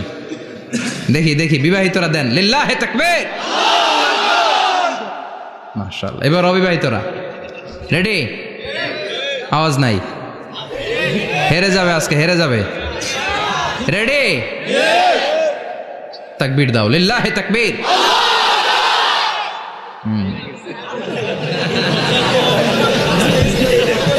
ইয়াংদের পারফরমেন্সই আলাদা, আওয়াজ বেশি। এবার সবাই মিলে তিনটা, লিল্লাহি তাকবীর, লিল্লাহি তাকবীর, লিল্লাহি তাকবীর। আল্লাহ মৌমাছিকে ওহী করেছেন। কি করেছে? দেখেন, ওয়াল কোরআনিল হাকিম, আল্লাহ যে বললেন শেষ হবে না এই কথা। ওয়াল কোরআনিল হাকিম, বিজ্ঞানময় কোরআনের শপথ, প্রজ্ঞাময় কোরআনের শপথ। বিশ্বনবী বলেন লা তুহসা আজাইবুহু, কোরআনের আশ্চর্যান্বিতার কোনো শেষ নাই। ওয়ালা তাবলা গারাইবুহু, কোরআন কোনোদিন কারো কাছে পুরাতন মনে হয় না। ফিহি মাসাবিহুল হুদা, কোরআনের মধ্যে আছে হেদায়েতের মশাল। ওয়া মানারুল হিকমা, কোরআন হলো বিজ্ঞানের সুউচ্চ মিনার। লা তুহসা আজাইবুহু, কোরআনের আশ্চর্যান্বিতার শেষ নাই। যতই পড়বেন আপনি আশ্চর্য হয়ে যাবেন, যতই স্টাডি করবেন, যতই অধ্যয়ন করবেন, আপনার চোখকে খুলে দিবে কে? আল্লাহ। ওয়ালা তাবলা গারাইবুহু, কোরআন কখনো পুরাতন হয় না। পুরান হয় নাকি? যার বয়স 50 বছর ধরে নামাজি মানুষ, প্রতি নামাজের প্রত্যেক রাকাতে কোন সূরা পড়া লাগে? তো 50 বছর যদি কেউ নামাজি হয়, তাহলে কত লক্ষবার উনি সূরা ফাতিহা পড়ছে উনি নিজে জানে? তারপরেও কোনোদিন কি মনে হয়েছে সূরা ফাতিহাটা একটু পুরান পুরান লাগে? আজকে কুল হল্লা দিয়ে শুরু করুন, কথা বলেন। পুরান লাগছে কোনোদিন? এত পড়ছি এটা, আজকে আর এটা না, আজকে আর একটা, এরকম মনে হয়? বলা চাপলা গারাইবহু, পুরান লাগে না। প্রতিদিন নতুন, প্রতিনিয়তই নতুন, অলওয়েজ নিউ, সব সময় নতুন। এজন্য বিশ্বনবী বললেন লা তুহসা আজাইবুহু, কোরআনের আশ্চর্যান্বিতার শেষ নাই। ওয়ালা তাবলা গারাইবুহু, কোরআন কখনো পুরাতন হয় না। ফিহি মাসাবিহুল হুদা, কোরআনের মধ্যে আছে হেদায়েতের মশাল। ওয়া মানারুল হিকমা, কোরআন হলো বিজ্ঞানের সুউচ্চ মিনার। সুবহানাল্লাহ। আল্লাহ বললেন ওয়া আওহা রাব্বুকা ইলান নাহাল, আমি মৌমাছির কাছে মেসেজ দিলাম, সিক্রেট মেসেজ। আনিত্তাখিযি মিনাল জিবালি বুয়ুতা, তোমরা পাহাড়ের মধ্যে তোমাদের বাড়ি বানাও, মৌচাক বানাও। অমিনা সাজার, গাছের মগ ডালে, বড় বড় ডালে তোমরা বাসা বানাও। ওয়া মিম্মা ইয়ারিশুন, উঁচু উঁচু জায়গায় মৌচাক বানাও, যাতে করে গ্রামের ছোট্ট ছেলেরা ঢিল মারতে না পারে। কোন সুবহানাল্লাহ। মৌমাছির আল্লাহ শিখাই দিছে। নিচু জায়গায় কোনোদিন মৌমাছির বাসা দেখবেন? নিচু জায়গায় সহজে নাগাল পাওয়া যায়, ধরা যায়। কথা কন। ডাল বে মগ ডালে ওঠা লাগে মধু খাইতে চাইলে। চিল্লায় বলেন ঠিক কিনা? আল্লাহ সিক্রেট মেসেজ দিলেন আর বললেন আনিত্তাখিযি। আলেম যারা আছেন বলেন তো, ইত্তাখিযি এটা কি মুজাক্কারের সিগা না মুয়ান্নাসের সিগা? কথা কইতে হবে। কেউ নাই এটার উত্তর দেওয়ার মতো? মুয়ান্নাস, মাশাআল্লাহ। এটা স্ত্রীবাচক শব্দ। আল্লাহ মৌমাছিকে যে মেসেজ করছে পুরুষ মৌমাছিরে কয় নাই, এটা নারী মৌমাছিরে কইছে। চিল্লা এখন সুবহানাল্লাহ। এখন গবেষণা করে দেখা গিয়েছে, কার্ল ভন ফ্রিচ একজন অস্ট্রিয়ান বিজ্ঞানী, উনি এটা নিয়ে গবেষণা করে 73 সালে 1973-তে নোবেল পেয়ে গেছে। এই আয়াতের উপর গবেষণা করে আল্লাহ কেমন করে সিক্রেট মেসেজ দিয়েছেন, কেমন করে মৌমাছি মৌচাকের বাসা বাঁধে, কেমন করে মধু আহরিত হয়, এটার উপর গবেষণা করে উনি একটা বই লিখেছেন, দ্য ডান্সিং বিজ। নেচে যাওয়া মৌমাছিগুলো, নাচতে নাচতে যেতে থাকা মৌমাছিগুলোর উপর একটা বই লিখে, দ্য ডান্সিং বিজ লিখে উনি নোবেল প্রাইজ পেয়েছেন এই মধুর উপরে। চিল্লায় পড়েন আল্লাহু আকবার। এখন কোরআনের আয়াত থেকে বোঝা গেল আনিত্তাখিযি মিনাল জিবালি বুয়ুতা, আল্লাহ নারী মৌমাছিকে বলেছেন মৌচাক বানাও, তোমাদের মধু রাখার জন্য বাসা বানাও। কার্ল ভন ফ্রিচ গবেষণা করে পেয়েছে মৌচাকের বাসা বানানো হয়, মধু আহরণ করা হয়।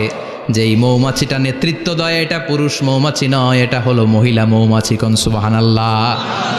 পুরো মৌচাকের মধ্যে মধু আহরণ, মধু নেওয়া, পুরো প্রসিডিউরটা সারার জন্য কোনো পুরুষ মৌমাছি লিডিং দেয় না, লিডিং দেয় একটা নারী মৌমাছি, স্ত্রী মৌমাছি। এজন্য ইত্তাখিয, ম্যাসকুলিন জেন্ডার ইউজ না করে আল্লাহ বলেছেন ইত্তাখিযি। নারী মৌমাছিকে আল্লাহ অ্যাড্রেস করে বলেছেন যাও মৌচাক বানাও আর এটার মধ্যে মধু আহরণ করো। চিল্লায় পড়েন আল্লাহু আকবার। আল্লাহ বললেন ইত্তাখিযি মিনাল জিবালি বুয়ুতা, পাহাড়ের মধ্যে ঘর বানাও। মিনাস সাজার, গাছের বড় ডালের মধ্যে ঘর বানাও। ওয়া মিম্মা ইয়ারিশুন, উঁচু উঁচু জায়গায় ঘর বানাও। উনি গবেষণা পেয়েছেন এই মধুর মধ্যে অসাধারণ কিছু ন্যাচারাল অ্যান্টিসেপটিক আছে। কি আছে? Natural antiseptic. এটার নাম হচ্ছে প্রপিলিস।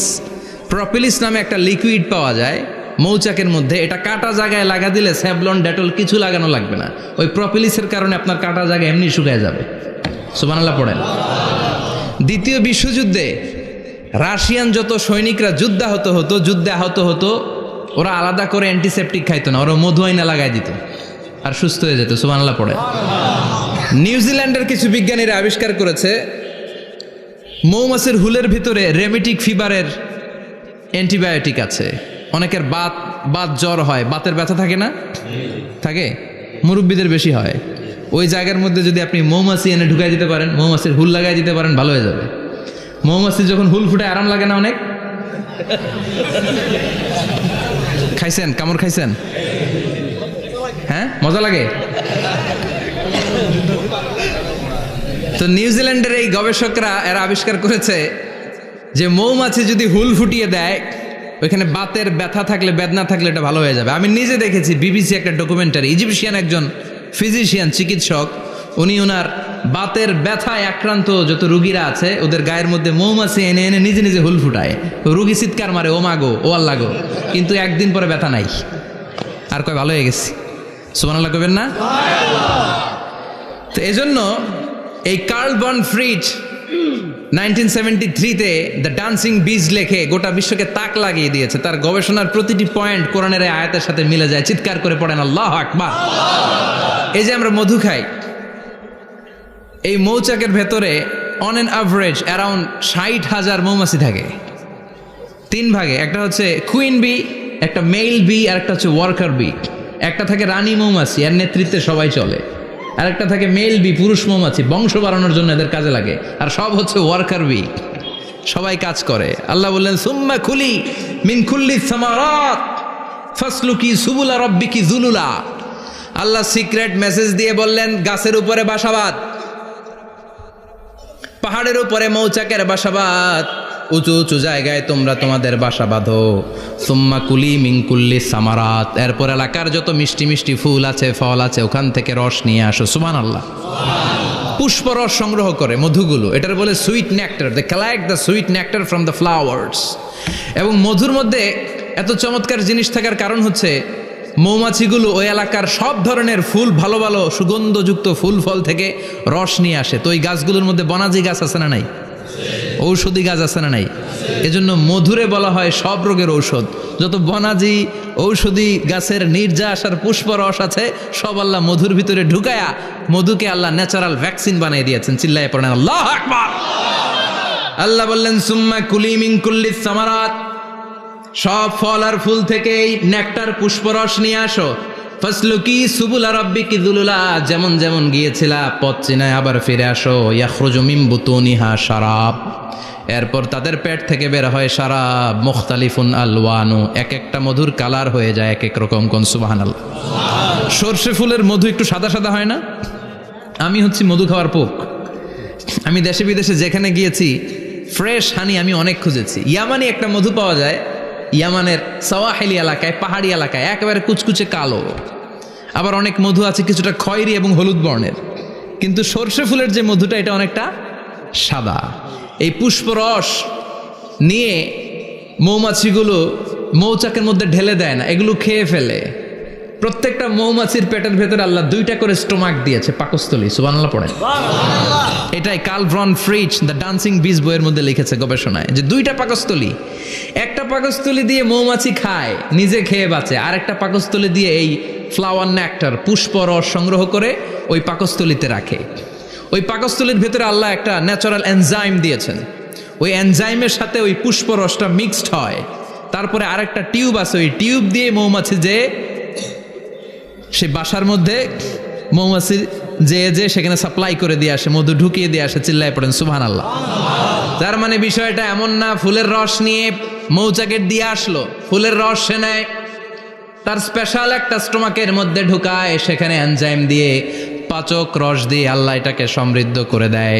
তারপর আলাদা একটা নল দিয়ে, টিউব দিয়ে মৌচাকের ভেতরে ঢুকিয়ে দেয়। কোন সুবহানাল্লাহ। কি অসাধারণ পদ্ধতিতে আল্লাহ মধু বানালেন।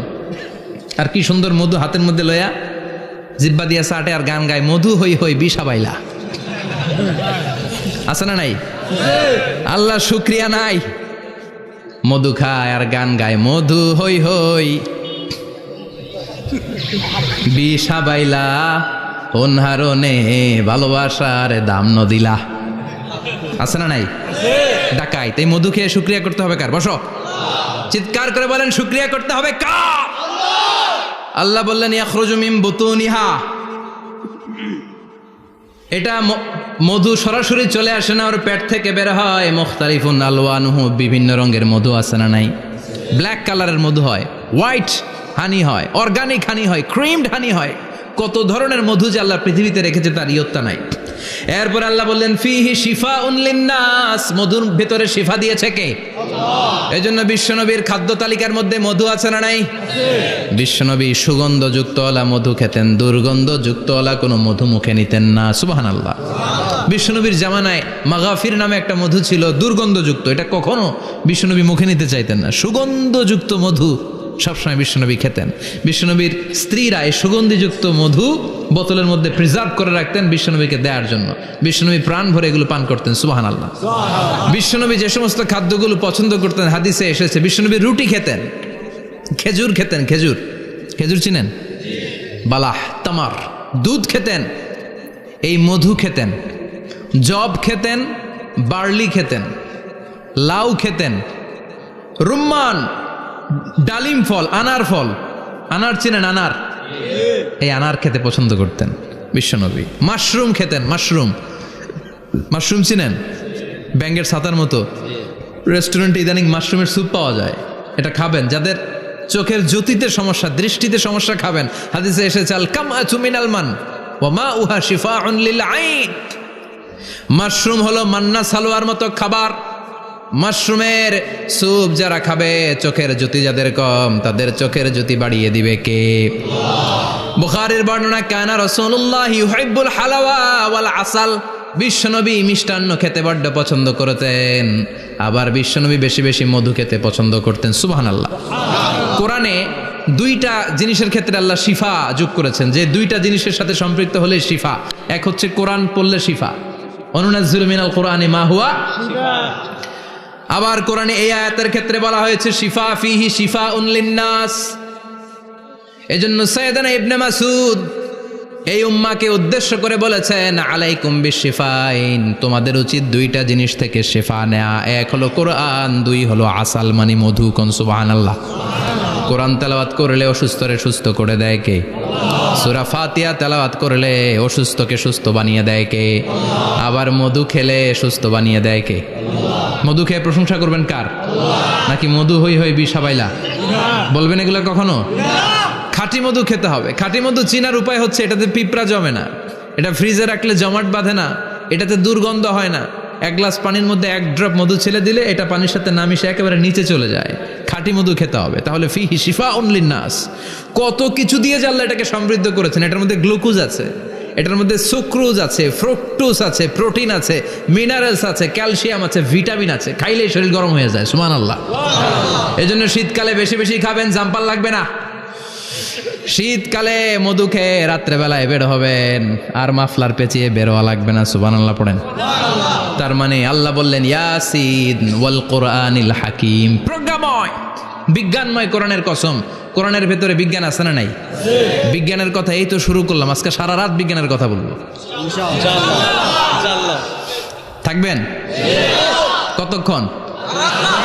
হ্যাঁ, স্লোগান দেন লিল্লাহি তাকবীর। এরপরে আল্লাহ বললেন গোলাম ওয়া ইন্না লাকুম ফিল আনআমি লাইবরা, প্রাণীকুলের দিকে নজর করে তাকাও। প্রাণীকুলের মধ্যে আমি তোমাদের জন্য নিদর্শন রেখেছি। নুসকিকুম মিম্মা ফি বুতুনিহি, এই প্রাণীকুলের পেট থেকে একটা চমৎকার জিনিস আমি বের করে দেই, এটার নাম হচ্ছে দুধ। এটা কি? দেখেন, একই আয়াতের মধ্যে আল্লাহ মধুর কথাও বললেন, আবার দুধের কথাও বললেন। দুধটা কিভাবে হয়, উৎপন্ন হয়, মধু কেমনে হয়, ইঞ্চি ইঞ্চি কথা এই কোরআনের ভেতরে তুলে ধরলেন কে? আল্লাহ বললেন মিমবাইনি ফারসিউ ওয়াদামিল লাবানা, গোবর আর রক্তের মাঝখান দিয়ে আমি দুধ বের করি। সুবহানাল্লাহ পড়েন। আমরা যাই এই গাভীর ওলান টানা শুরু করি সকালবেলা বিসমিল্লাহ বলে, কিন্তু কেমনে যেটা আসে ওইদিকে নজর নাই। ডাকাত বিসমিল্লাহ বলে শুরু করে না, দুধ খাই আলহামদুলিল্লাহ পড়েন, আছে না নাই? আল্লাহ বলেন মেকানিজমটা শোনো কেমনে আমি খাওয়াই। আল্লাহ বললেন মিমবাইনি ফারসি ওয়া দামিল লাবানা, গোবর আর রক্তের মাঝখান দিয়ে আমি দুধ বের করে দেই। সুবহানাল্লাহ। গরু যে ঘাস খায়, এই ঘাস থেকে রক্ত হয় আর গরুর গোবর হয়। পেটের একদিকে থাকে গোবর, আরেক দিকে থাকে রক্ত। রক্ত দুর্গন্ধ, গোবরও দুর্গন্ধ। রক্তও নাপাক, গোবরও নাপাক, এই দুই নাপাক আর দুর্গন্ধের মাঝখান দিয়ে সুগন্ধযুক্ত দুধ বের করে দেয় কে? আল্লাহ বললেন মিমবাইনি ফারসি আদামিল লাবানা, গরু যে খাবারগুলো খায় ওই খাবারের এক পাশ দিয়ে গোবর হয়ে যায় আর এক পাশ দিয়ে রক্ত হয়ে যায়, মাঝখান দিয়ে দুধ বের করে দেয় কে? What a amazing mechanism of discharging milk from animal's body. What an amazing mechanism. একদিক দিয়ে গোবর দুর্গন্ধ, আরেক দিক দিয়ে এই ঘাস খাওয়ার কারণে রক্ত হয়, মাঝখান দিয়ে দুধ বের হয়ে যায়। সুবহানাল্লাহ। আবার বাছুর ছাড়া দুধ পাওয়া যায় না। গাভী আছে কার কার? হাত তোলেন তো। বাছুর ছাড়া দুধ পাওয়া যায়? শুধু গাভী, বাছুর নাই, দুধ আসবে? আবার এই যে বিশাল বড় ওলান 20 কেজি দুধ দেয় প্রতিদিন, এই ওলান কাটলে দুধ পাওয়া যায়? এক ফোঁটা দুধও ওলানটা কেটে টুকরা টুকরা করলে আপনি পাবেন না। এটা আলাদা মেকানিজম। এটা ভিতর থেকে একটা নির্যাস, বাছুর নিয়ে দুইটা ঢু মারবেন, ওই নির্যাস দিয়ে দুধ বেরোতে থাকবে, গোবর আর রক্তের মাঝখান দিয়ে চিৎকার করে পড়েন আল্লাহু আকবার। এজন্য বিশ্বনবী বলতেন বেশি বেশি দুধ খাও। দুধ হলো সুষম খাদ্য। পৃথিবীতে আবিষ্কৃত যত খাবার আছে দুধের চাইতে ভালো খাবার আছে নাকি? কথা কন। মানুষ পানি খেয়ে 3-4 দিন বাঁচে জানেন, আর পানির মধ্যে লবণ দিলে 7-8 দিন বাঁচতে পারবেন, আর দুধ পাইলে আজীবন বাঁচবেন আপনি। দুধ খেয়ে যদি হজম করতে পারেন, দুধ খেয়ে হজম করতে পারলে আজীবন বেঁচে যাবেন। সুষম খাদ্য।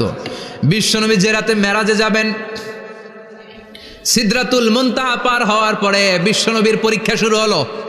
বিশ্বনবীকে বুখারীর বর্ণনা 3টা গ্লাস দেয়া হলো।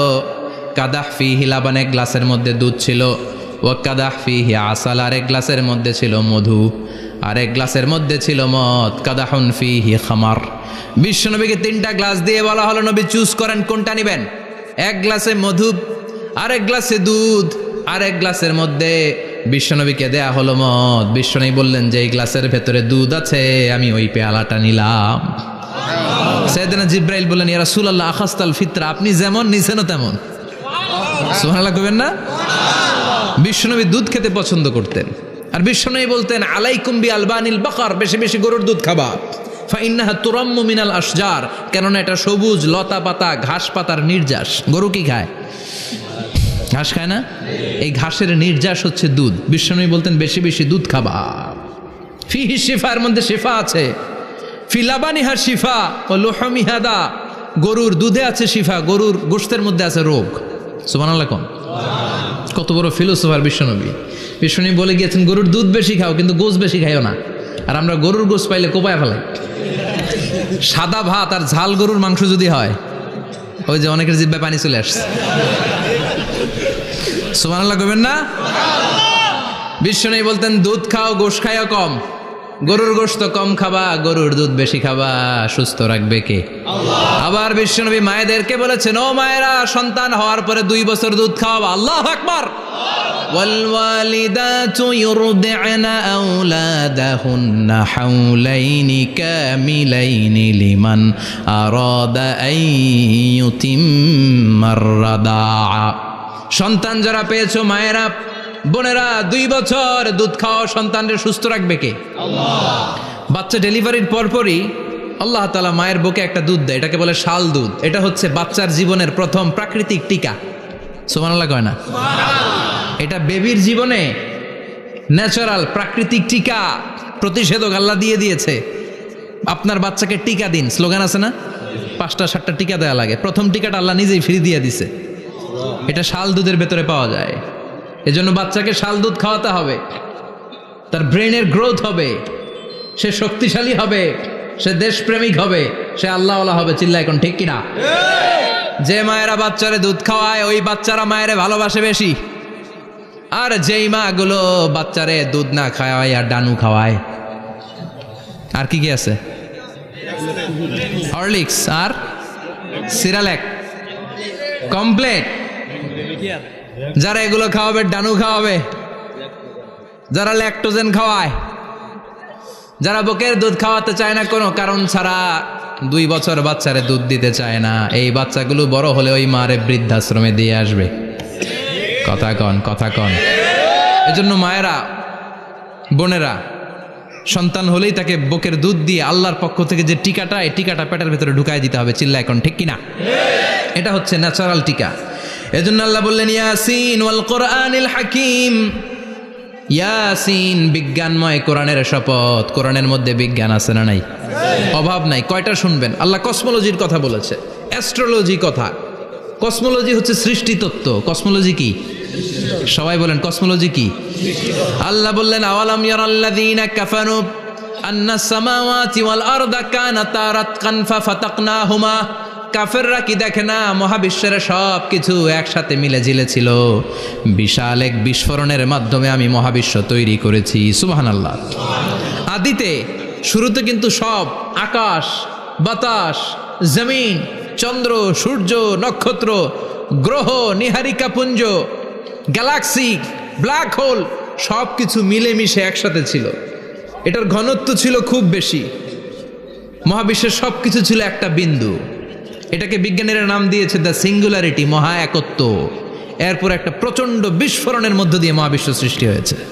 এটার ওরা নাম দিয়েছে বিগ ব্যাং থিওরি। কি নাম? স্টিফেন হকিং মারা গেছে না গত বছর নাকি? হ্যাঁ, বছর খানিক আগে মারা গিয়েছে। সবচেয়ে বড় পদার্থবিজ্ঞানী ছিল।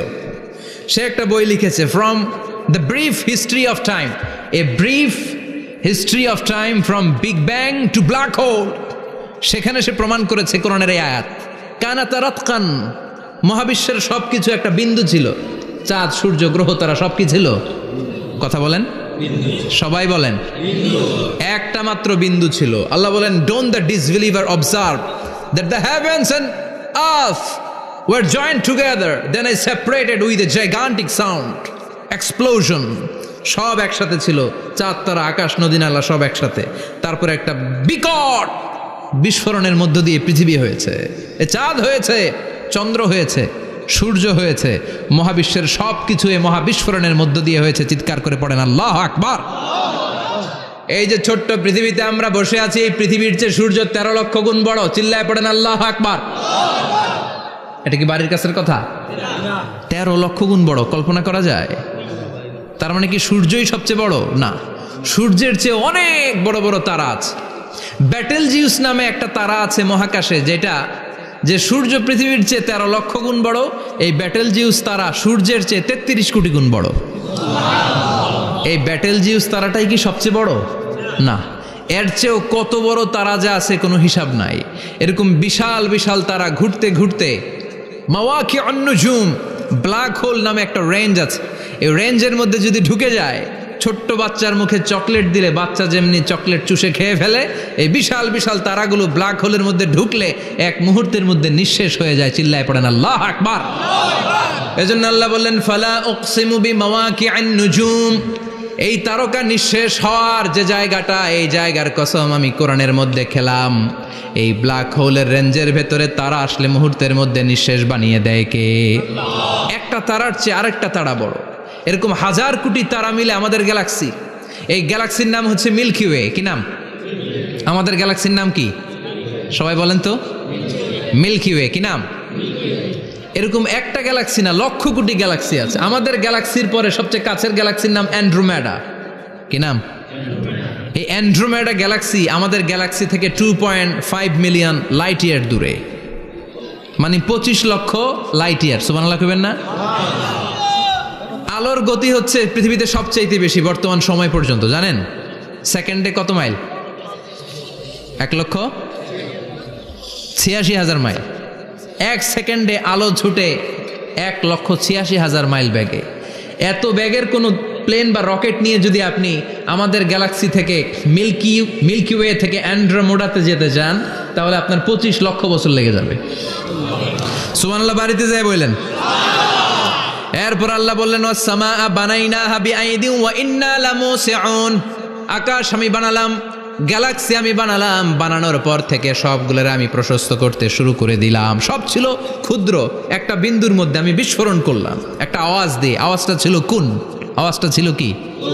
জোরে কন, আবার কন।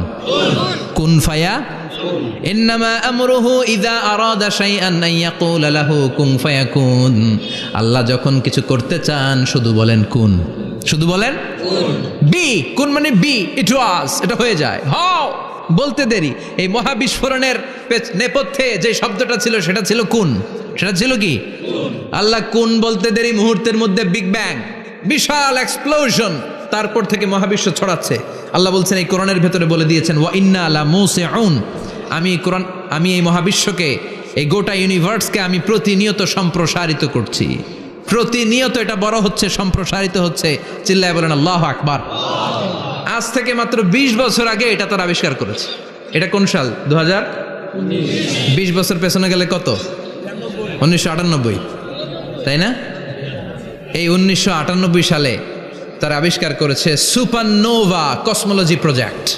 এই সুপারনোভা কসমোলজি প্রজেক্টে তারা এই সিদ্ধান্তে এসেছে যে মহাবিশ্ব কোন নামক এক বিস্ফোরণের পর থেকে যে সম্প্রসারিত হচ্ছে, আজ পর্যন্ত এটা শুধু বাড়ছে আর বাড়ছে, অ্যাক্সেলারেটিং হচ্ছে, এক্সপান্ডিং হচ্ছে, এটা কমছে না, কিয়ামত পর্যন্ত এটা বাড়তেই থাকবে। চিৎকার করে পড়েন আল্লাহু আকবার। এজন্য আল্লাহ বললেন ইয়াসিন ওয়াল কোরআনিল হাকিম, বিজ্ঞানময় প্রজ্ঞাময় কোরআনের শপথ। এই কোরআনের ভেতরে আমি কসমোলজির কথা বলেছি, অ্যাস্ট্রোলজির কথা বলেছি, জিওলজির কথা বলেছি, ফিজিক্সের কথাও বলেছি। সুবহানাল্লাহ। ফিজিক্স মানে কি? পদার্থ। পদার্থের সবচেয়ে বড় উপাদান হচ্ছে লোহা। লোহার কথা কিন্তু কোরআনে নাই। আছে? কই আছে? হ্যাঁ, সূরাতুল হাদিদ, লোহার নামে একটা সূরাই দিয়েছে আল্লাহ কোরআনে। সুবহানাল্লাহ পড়বেন না? সূরার নাম সূরাতুল হাদিদ। সূরার নাম কি? চিল্লায় বলেন সূরার নাম সূরাতুল হাদিদ। হাদিদ মানে লোহা। আল্লাহ বললেন ওয়া আনজালনাল হাদিদা ফীহি বাসুন শাদীদ।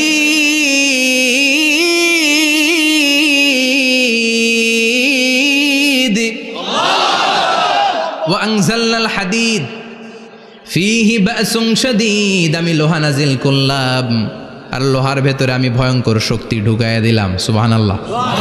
ফিহি মানাফিউ লিন্নাস, লোহার ভেতরে মানুষের জন্য অনেক কল্যাণ আছে। সুবহানাল্লাহ। লোহা ছাড়া পৃথিবীতে কিছু হয়? আংটি বানাতে লোহার দরকার আছে না নাই?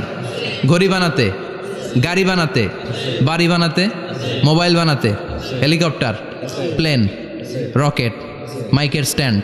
সুবহানাল্লাহ কোন?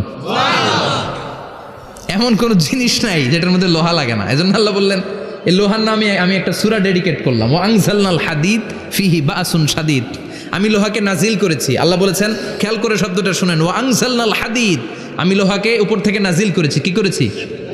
কথা বলেন। তার মানে লোহা পৃথিবীতে ছিল না, নাজিল করছে কে? লোহা পৃথিবীতে ছিল? পৃথিবীতে ছিল? পৃথিবীতে থাকলে নাজিল করবেন কেন? এই যে কোরআনটা পৃথিবীতে আগে ছিল, নাজিল করছে কে? কোন ফেরেশতাকে দিয়ে? সাইয়েদনা জিবরাইল। কোন নবীর উপর? বিশ্বনবী মুহাম্মদুর রাসূলুল্লাহ। আল্লাহু আকবার। তার মানে ওহি পৃথিবীতে ছিল না, আল্লাহ উপর থেকে নাজিল করেছেন। নুজুল মানে উপর থেকে নিচের দিকে আসা।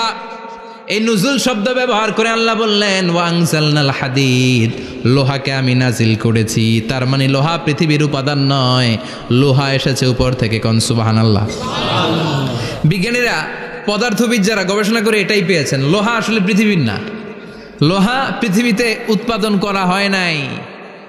লোহার যে মলিকিউল, অণু আছে, লোহার একটা অণু তৈরি করার মতো ক্ষমতা পৃথিবীর নাই।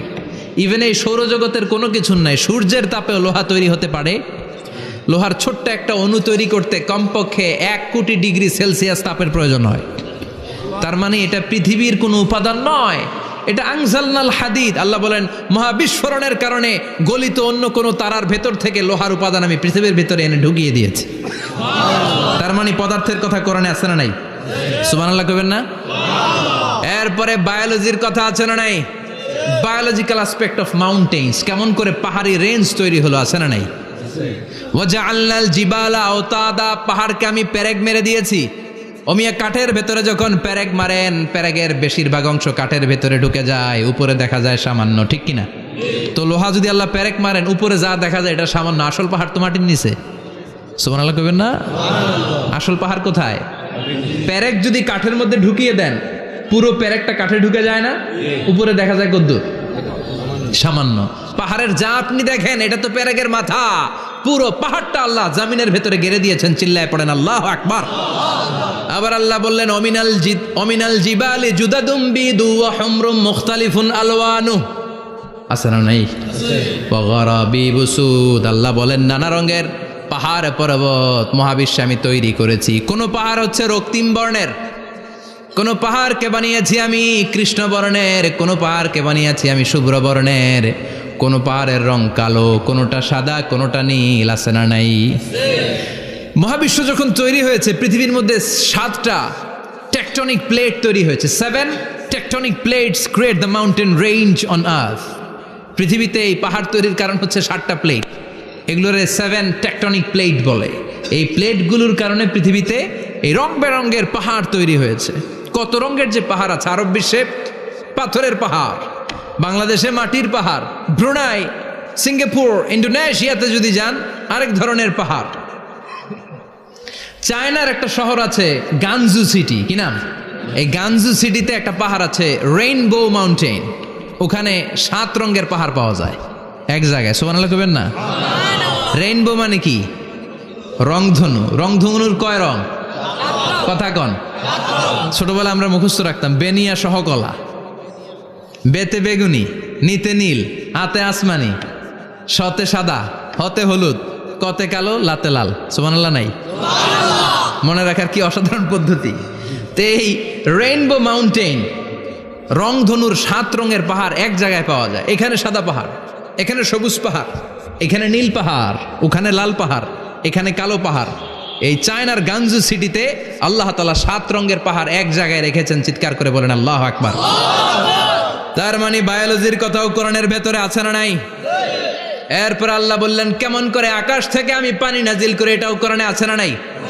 আমরা ছোটবেলা পড়েছি ওয়াটার সাইকেল, হাইড্রোলজিক্যাল সাইকেল, কেমন করে সূর্যের তীব্রতাপ সাগর থেকে পানিকে জলীয় বাষ্প করে উপসে নেয়, উপরে নিয়ে সেটাকে পুঞ্জীভূত করে দেয়, ঘনীভূত করে দেয়, মেঘ হয়ে যায়, সেখান থেকে ঝিরিঝিরি ঝিরিঝিরি বৃষ্টি পড়ে, আছে না নাই? আর ওই বৃষ্টির গান আমরা গাই, এই বৃষ্টি ভেজা রাতে তুমি চলে যেও না। ওই বৃষ্টি পেয়ে আল্লাহর কাছে দোয়া করে না? বিশ্বনবী বলেন রহমতের বৃষ্টির নিচে দাঁড়িয়ে কেউ যদি হাত তুলে দোয়া করে, ওই দোয়া কবুল করে কে? আল্লাহ। আবার আকাশের মধ্যে মেঘের ঘনঘটা দেখলে বিশ্বনবী পেরেশান হয়ে যেতেন, হয়রান হয়ে যেতেন, আর আল্লাহর কাছে বলতেন আল্লাহ এই মেঘ দিয়ে তুমি আমাদেরকে আযাব দিও না, তুমি আমাদেরকে গজব দিও না, তুমি আমাদেরকে শেষ করে দিও না, এই মেঘ থেকে তুমি আমাদেরকে রহমতের বৃষ্টি দাও। পড়ে না আমিন। বৃষ্টি দেখলে বিষ্ণু বলতেন আল্লাহুম্মা সাইয়িবান নাফিআ, ইয়া গাউসু আগিসনা গাউসান মুগীসান মারিআন মারিআন নাফিআন গায়রা দার আজিলান গায়রা আজিল। হে আল্লাহ এই বৃষ্টি থেকে তুমি ঠান্ডা রহমতের পানি দাও। কি দাও? আল্লাহ মেঘে দে পানি দে, ছায়া দে রে তুহু, আল্লাহ মেঘে দে। পড়েন পড়েন, আল্লাহ মেঘে দে পানি দে, ছায়া দে রে তুহু, আল্লাহ মেঘে দে। এই ওয়াটার সাইকেলের কথা আল্লাহ বলেছেন। আলম তারা আন্নাল্লাহ ইউসজি সাহাবান।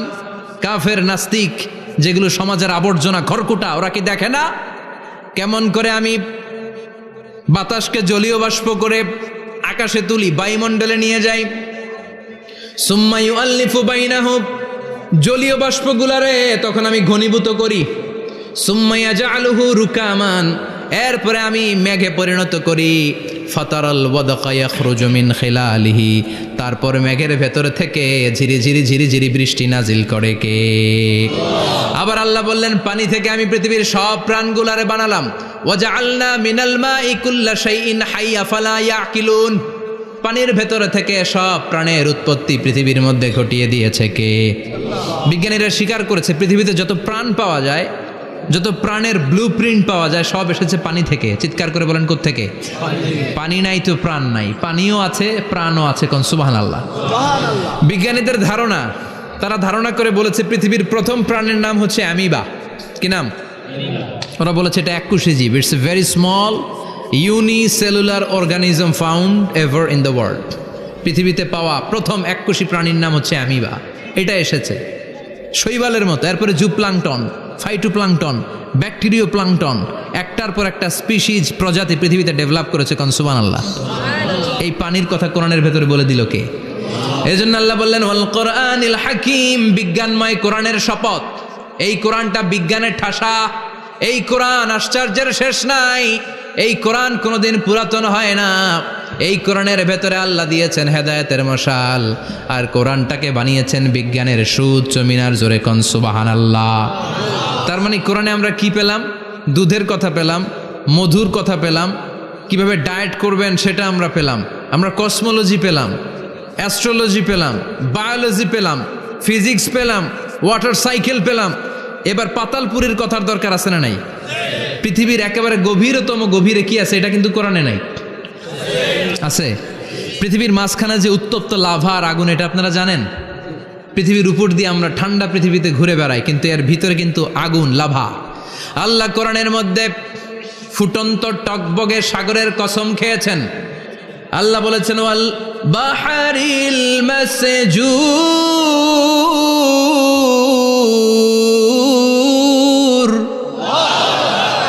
আমি কোরআনের ভেতরে ফুটন্ত টকবগে সাগরের পানির কসম খেলাম। পড়েন সুবহানাল্লাহ।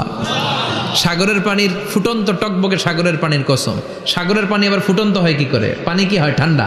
পানি কি? কথা বলেন। আল্লাহ পৃথিবীর ভেতরকার কথা চিন্তা করে বলেছেন ওয়াল বাহরিল মাসজুর। ইউনাইটেড স্টেটস অফ আমেরিকার নেভাল একাডেমির সায়েন্টিস্টরা এই আয়াতের উপর রিসার্চ করেছে যে সাগরের ভেতরে আবার এই ঠান্ডা পানির ভেতরে আবার উত্তপ্ত আগুনের লাভা আসলো কোত্থেকে। রিসার্চ করার জন্য তারা সাগরের ভেতরে পাইপ ঢুকিয়েছে। পাইপ ঢুকাতে ঢুকাতে অনেকগুলো লেয়ার তারা পার করেছে। রূপান্তর শিলার স্তর, পাললিক শিলার স্তর, আগ্নেয়গিরির শিলার স্তর, মার্বেল পাথরের অনেকগুলো শিলার স্তর পেরিয়ে যাওয়ার পরে তারা পাইপ ঢুকানোর পরে দেখতে পেয়েছে পাইপগুলো গলে যায়। পাইপগুলো কি হয়? তার মানে ভিতরে কি আছে? গত কয়েক মাস আগে জাপানে কিছু জিওলজিস্ট, ভূতত্ত্ববিদ, তারা গবেষণা করে পৃথিবীর এক মাথা থেকে আরেক মাথায় যেতে চাচ্ছে, মানে প্রতিপাদ স্থান। বাংলাদেশের এখান থেকে ছিদ্র করলে আপনি দক্ষিণ আমেরিকার চিলির সান্টিয়াগোতে যেয়ে উঠবেন। কথা বুঝতে পেরেছেন? তার মানে বাংলাদেশের প্রতিপাদ স্থান হচ্ছে দক্ষিণ সাউথ আমেরিকার চিলির সান্টিয়াগো। আবার ইন্ডিয়া থেকে ছিদ্র করতে করতে পৃথিবীর আরেক মাথা দিয়ে উঠবেন। সুবহানাল্লাহ বলেন। এটা তারা শুরু করেছে, কিন্তু এখনো সফল হয় নাই। ইউএস এর নেভাল একাডেমির সায়েন্টিস্টরা পাইপ ঢুকাতে ঢুকাতে দেখে একটা পর্যায় শেষে পাইপ আর ঢুকানো যায় না। পাইপগুলো পৃথিবীর ভেতরে যেতে যেতে গলে গলে পানি হয়ে যায়। সুবহানাল্লাহ কইবেন না? এই রিসার্চ প্রজেক্টের যিনি চিফ, উনি বললেন bring the water proof pipe from America. America থেকে ওয়াটার প্রুফ পাইপ নিয়ে আস। আমার এমন পাইপ লাগবে গবেষণা করার জন্য যে পাইপ আগুনে জ্বলে না। ওয়াটার প্রুফের মধ্যে আগুন লাগালে আগুন ধরবে? বুলেট প্রুফে বুলেট মারলে বুলেট ঢুকবে? মাননীয় প্রধানমন্ত্রী শেখ হাসিনা যে গাড়িতে করে চড়ে, এটা বুলেট প্রুফ কার? গুলি মারলে ঢুকবে? আবার গুলি মারতে যায় না, 14 গোষ্ঠী উদ্ধার করে ছাড়বে আপনার, খবরদার। তো আমেরিকা থেকে ফায়ার প্রুফের পাইপ নিয়ে আসা হলো। নেভাল একাডেমির চিফ সায়েন্টিস্ট পাইপ ঢুকাতে আরম্ভ করলেন। ঢুকাতে ঢুকাতে পৃথিবীতে কিন্তু অনেকগুলো স্তর আছে। এই যে বালু মাটি, সব কিন্তু বালু মাটি নয়। আপনি খুঁড়তে খুঁড়তে পেয়ে যাবেন পাললিক শিলা, এরপরে রূপান্তরিত শিলা, এরপরে মার্বেল পাথরের শিলা, এরপরে শুরু হবে গরম আগ্নেয়গিরির শিলা। ওই শিলার ভেতরে এমন আগুন আল্লাহ রেখেছে, ওই নেভাল একাডেমির সায়েন্টিস্টরা ফায়ার প্রুফের পাইপ ঢুকাতে ঢুকাতে একটা লেভেল যাওয়ার পরে দেখে যে ফায়ার প্রুফের পাইপও গলে গলে মুহূর্তে পানি হয়ে যায়। তার মানে ভেতরে এমন আগুন আল্লাহ রেখেছে, ওই আগুনের তুলনায় পৃথিবীর আগুনের মতো নয়। ওই আগুনটাই জাহান্নামের আগুন। আবার বিজ্ঞানীরা গবেষণা করে ওই আগুনের মধ্যে মানুষের চিৎকার শুনেছে। এজন্য হাদিসে এসেছে আল্লাহর ওলিরা, মুমিন বান্দারা মারা গেলে তাদের রূহগুলো আকাশে চলে যায়, ইল্লিনে চলে যায়। আর কাফের মুশরিক আর নাস্তিকগুলো মারা গেলে তাদের আত্মাগুলো পৃথিবীর মাঝখানে সিজ্জিনে চলে যায়। ওই সিজ্জিনের ভেতরে আগুন আছে না নাই? চিল্লায় বলেন। তার মানে পাতালপুরীর কথাও আছে, সাগরের কথাও আছে, আকাশের কথাও আছে।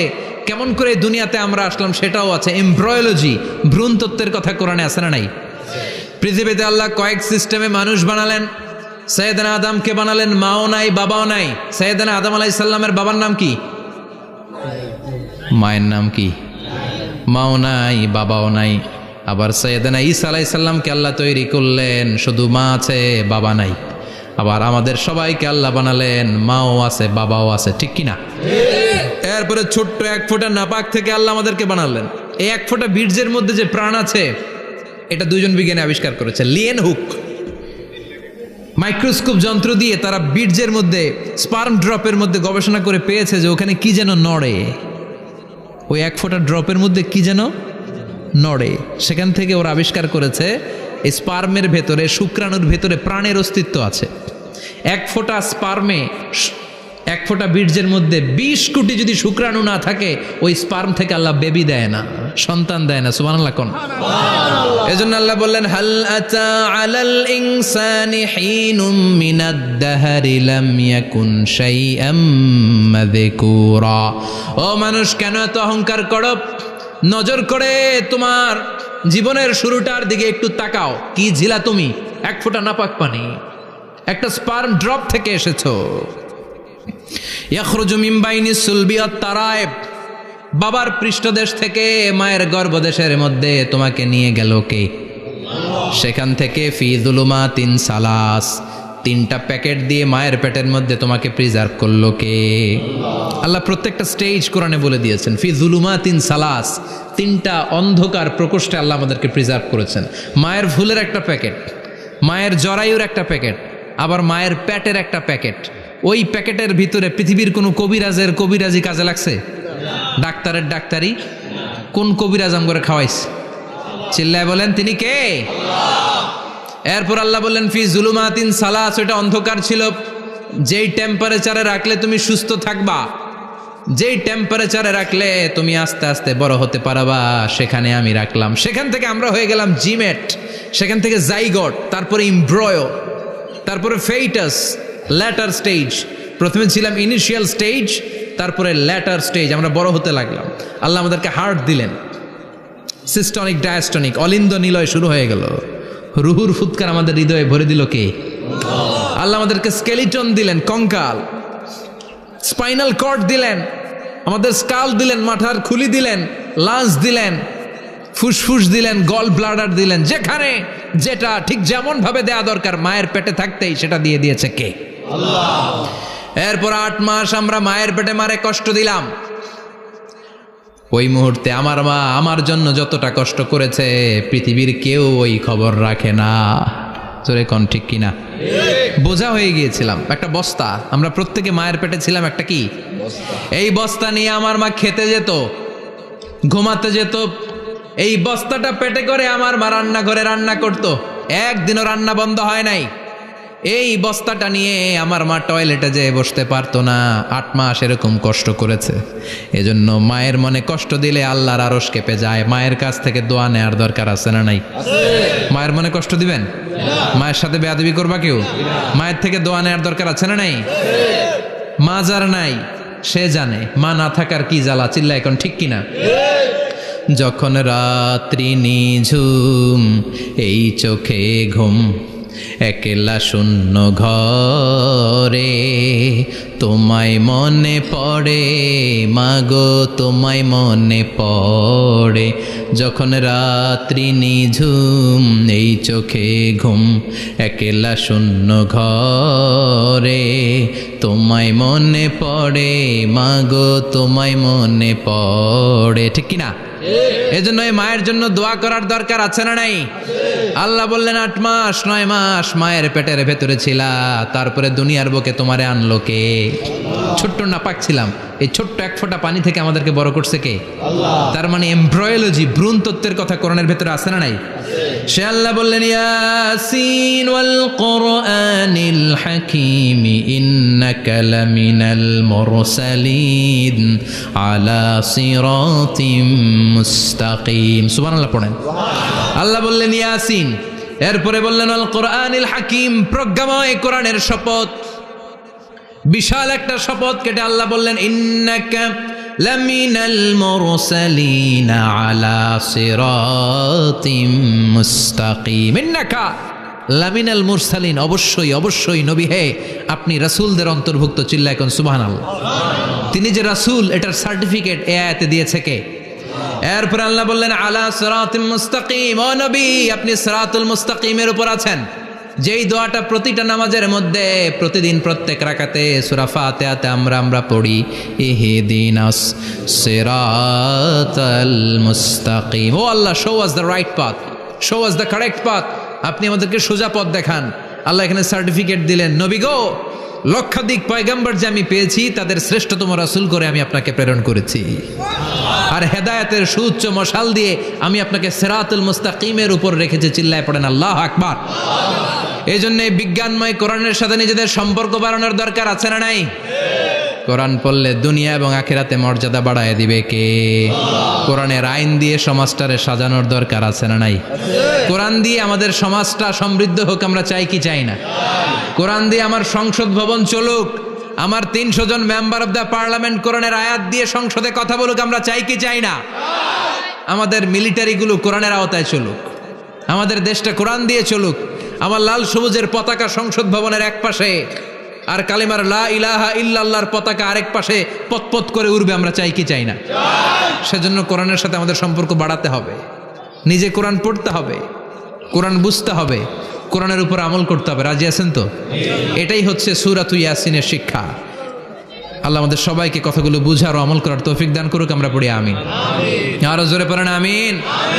যতগুলো কথা বললাম কোরআন থেকে আলোকিত করার জন্য আল্লাহ তাআলা যে মেসেজগুলো আমাদেরকে কোরআনের ভেতরে দিয়েছে, এই মেসেজ থেকে আমরা যেন নিজেদেরকে সমাজকে আলোকিত করতে পারি। আল্লাহ তুমি তৌফিক দাও। আরো জোরে পড়েন আমিন। সুবহানাকাল্লাহুম্মা বিহামদিকা আশহাদু আল্লা ইলাহা ইল্লা আনতা আস্তাগফিরুকা ওয়া আতুবু ইলাইক।